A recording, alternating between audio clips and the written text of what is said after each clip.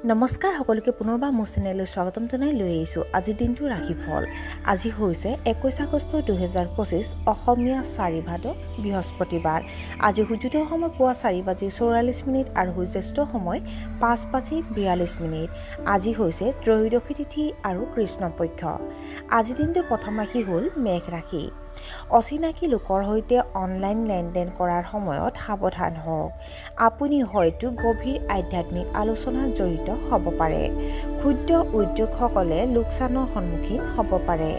Hotel মালিকসকলে ব্যৱসায়ৰ অৱনতিৰ সন্মুখীন হ'ব পাৰে।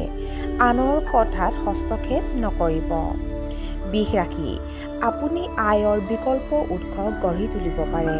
ভাল গ্ৰাহকৰ বাবে আপোনাৰ ব্যৱসায় সুস্থিৰ হৈ থাকিব।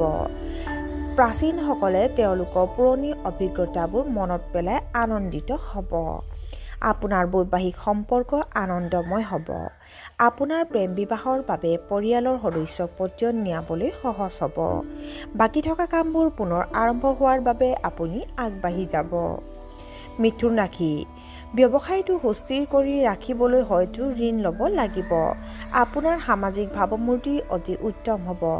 ডায়েবেটিছ ৰোগীৰ স্বাস্থ্য দুৰ্বল হ'ব পাৰে।